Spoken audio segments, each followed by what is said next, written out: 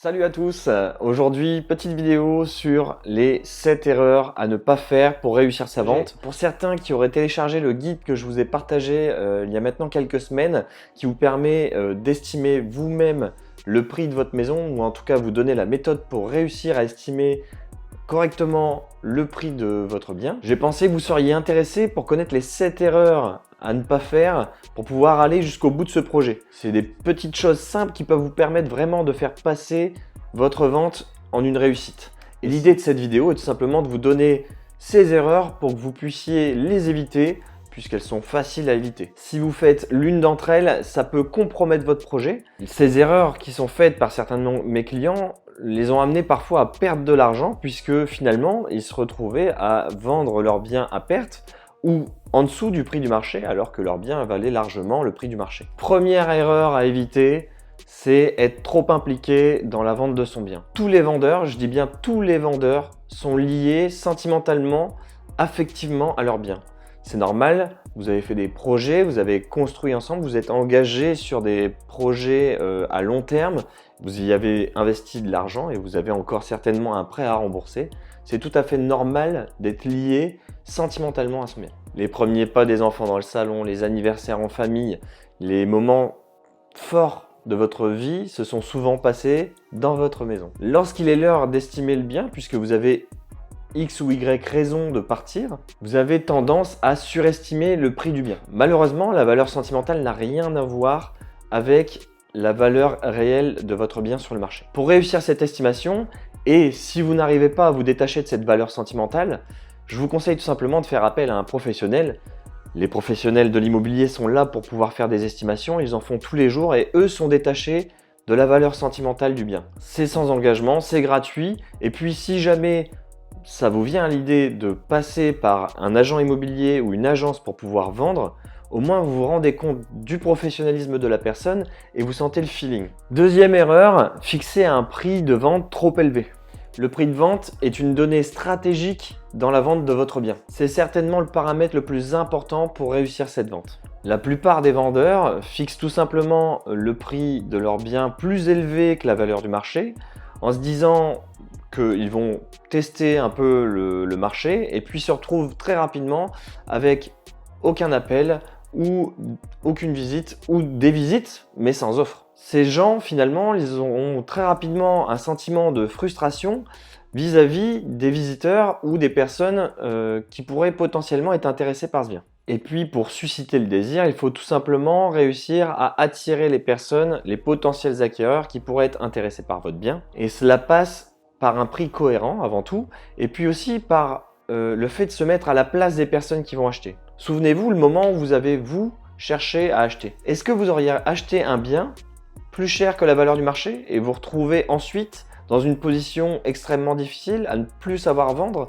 au prix même auquel vous l'avez acheté? En fait, si le prix est bien estimé, de toute façon, il n'y aura pas forcément de négociation puisqu'il y aura suffisamment d'acquéreurs intéressés pour pouvoir acheter au prix. Par contre, si on met un bien trop cher sur le marché, il finit bien souvent par se vendre en dessous du prix estimé par l'agence immobilière. C'est usant, c'est frustrant, et on finit vite par devenir aigri avec toute la sphère immobilière. Et je peux vous dire, au quotidien, je croise énormément d'anciens vendeurs frustrés qui détestent les agents immobiliers. Finalement, ces biens-là, c'est des biens que j'appelle des biens désuets, puisqu'ils sont usés par le marché.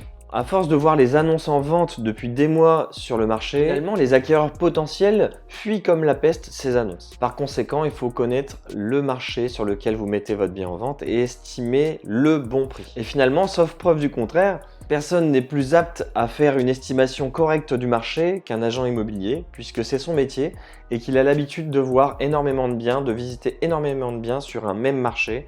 C'est son quotidien. Pas même un algorithme ou un portail immobilier permettant de faire des estimations en ligne ne peut réussir à estimer aussi bien et aussi précisément qu'un agent immobilier ou une agence immobilière. Troisième erreur, commercialiser son bien dans plusieurs agences. La plupart des propriétaires vendeurs ont le sentiment qu'en choisissant plusieurs agences, ils vont multiplier leurs chances de réussir cette vente. Ce qui est multiplié, c'est le nombre d'agences qui vont diffuser votre bien, c'est le nombre d'annonces sur le bon coin avec des prix différents, des critères qui seront approximatifs et qui ne seront pas tous les mêmes. Et cela ne contribue pas du tout à la clarté de votre annonce sur Le Bon Coin. C'est la pire décision que vous pourriez prendre de passer par plusieurs agences puisque finalement, encore une fois, les potentiels acquéreurs vont fuir cette annonce puisqu'ils verront déjà de une des prix différents et auront peur de choisir une agence et ne pas pouvoir s'offrir le bien avec une agence qui a certainement moins d'honoraires que celle qu'ils ont choisie au début. Alors par pitié, si vous choisissez de vendre avec une agence, choisissez-en une et en mandat exclusif. Et choisissez-la pour la qualité des services qu'elle vous offre. Pourquoi choisir en mandat exclusif? Puisque vous allez bénéficier d'un service de qualité, différenciant, et par-dessus tout, vous allez gagner en rareté. Et tout ce qui est rare est désirable. Le travail qui sera fait par l'agence que vous aurez choisi sera récompensé. Donc ils donneront tout ce qu'ils ont en leur pouvoir pour réussir cette vente et vous allez avoir un suivi plus poussé et des services plus qualitatifs. Tandis que si vous choisissez un mandat simple, la personne s'investira moins puisqu'elle n'est pas sûre tout simplement de récupérer le fruit de son travail. Quatrième erreur, tenter de vendre de particulier à particulier. Parfois considérée comme la méthode la plus économique, il s'avère que cette méthode peut devenir néfaste sur le long terme, et même au bout de quelques semaines. Pourquoi? Visite du foyer familial par des curieux, des touristes, découverte des projets d'achat des personnes qui ne correspondent pas forcément avec votre bien ou les critères de votre bien, appel intempestif des agents immobiliers comme moi, qui veulent essayer de vous faire signer un mandat. Pas de vérification de la solvabilité des personnes qui souhaitent visiter. La difficulté à réunir les bons documents pour vendre dans les règles. Commercialisation au même prix qu'une agence avec ses honoraires. Et j'en passe. En chiffres, presque 7 ventes sur 10 réussissent avec un agent immobilier. C'est pourquoi c'est ultra important de passer par une agence si vous n'avez pas le temps de vous en occuper. Je ne dis pas que vous ne devez pas essayer le particulier à particulier. Je dis tout simplement que l'agent immobilier est là pour vous aider, sécuriser, faciliter.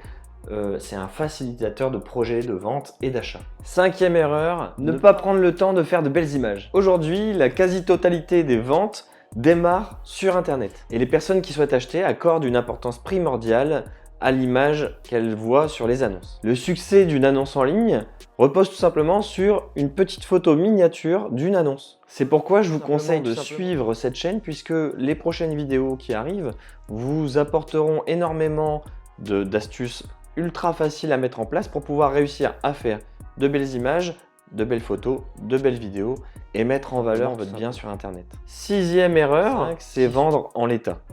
En laissant des choses traîner, en ne rangeant pas forcément, en faisant des photos, en laissant les photos de famille, en laissant les bibelots. Alors désencombrer, nettoyer, balayer, c'est l'heure de faire les petites réparations. La poignée de porte qui ne tient plus, on va la resserrer. La plainte qu'il faut fixer depuis des années, on va la fixer. Et le petit coup de peinture qu'on doit mettre au mur, on va le faire aussi. Partez du principe également que vos goûts ne sont pas ceux des personnes qui vont visiter. Vous pouvez à moindre coût dépersonnaliser votre bien pour pouvoir permettre d'attirer plus de monde et de permettre aussi aux personnes de se projeter un peu plus avec leurs meubles. Je pense que si vous regardez un petit peu la télévision, vous avez quelques astuces et vous pouvez vous servir de ces astuces pour vous. Ça coûte quasiment rien et ça a un impact énorme sur votre vente. Ce serait dommage de ne pas en profiter. Et enfin, numéro 7, l'erreur à ne pas commettre, faire visiter des personnes qui ne sont pas solvables. La grosse erreur à ne pas commettre et ce pourquoi beaucoup de ventes ne se réalisent pas, c'est le financement. Si vous ne vérifiez pas la solvabilité des personnes qui vous font des offres, on signe le compromis et à la fin on se retrouve avec que des refus de prêt. Du retard dans la vente, vous allez peut-être devoir vendre dans la précipitation alors qu'au final, votre bien est semblé être vendu. Donc c'est primordial de vérifier le financement de la personne avant même de faire des visites. Vous allez me dire, c'est délicat d'aller demander à une personne sa solvabilité alors qu'on ne la connaît même pas. Et pour cause, c'est pas votre métier, c'est le métier d'un agent immobilier. Mais pourtant, pour réussir cette vente jusqu'au bout, il faut bien savoir si cette personne a le financement. C'est bien pour ça que les agents immobiliers vérifient systématiquement le financement d'une personne avant même de faire une visite ou une offre. Pensez à chaque fois que quand vous allez faire une vente, si la personne ne paye pas comptant, il y a énormément de chances pour qu'il y ait un refus de prêt. Et puis si vous êtes gêné de demander un financement, appelez un agent immobilier qui a dans son réseau une sphère financière et donc qui a des courtiers de qualité vers qui vous pourrez orienter les personnes qui vous appellent pour faire des visites. Si vous avez un projet de vente imminent, je vous conseille d'aller voir la première vidéo qui est sur estimer le prix de son bien comme un professionnel. Dedans, j'y ai donné toutes les astuces que j'utilise au quotidien et je partage même dans la description un kit d'estimation gratuit qui vous permet d'utiliser une méthode de professionnel de l'immobilier pour estimer le bon prix. Je vais d'ailleurs vous la partager également sur cette vidéo. N'hésitez pas à y faire un tour, à utiliser ce fichier, à m'appeler ou m'envoyer des emails pour pouvoir corriger ces estimations. Allez, j'en ai fini pour aujourd'hui. À bientôt. Ciao!